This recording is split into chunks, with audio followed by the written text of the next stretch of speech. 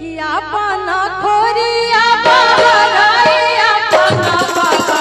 अवतार दुल्हा का मातोए लाला अवतार दुल्हा का मातोए लाला अपन खोरिया बहराई अपन चाचा अवतार दुल्हा का मातोए लाला अवतार दुल्हा का मातोए लाला आगे मई भारती हरदिया शुभ पातर आगे मई भारती हरदिया शुभ पातर आगे मई भारती हरदिया शुभ पातर आगे मई कोने बाबा हरदी चढ़ावे ले आगे मई कोने बाबा हरदी चढ़ावे ले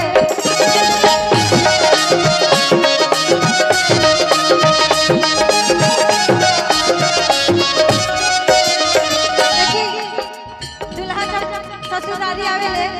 त नाश्ता पानी के डिमांड करे आ कहेले खाए के मांगले पूरी कचौड़ी हो खाए के मांगले पूरी कचौड़ी हो पियने के मांगे ठंडा पानी लाला पियने के मांगे ठंडा पानी लाला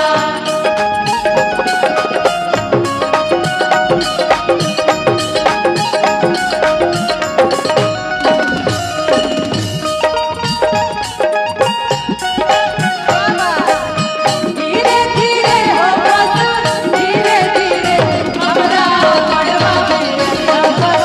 धीरे धीरे हमरा मड़वा में रहिया बस धीरे धीरे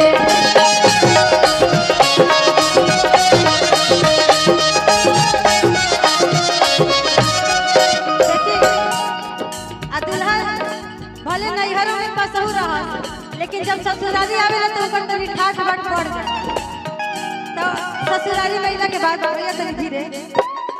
ससुराली में अइला के बाद उ बैठे खातिर कुर्सी मांगता है आ साबन सार लोग कहत रहे कि लड़े खातिर तैयार करो तो मैदान खोलो मैदान में आ तनी लड़े भले उनका भी पावर होको चाहे मत होको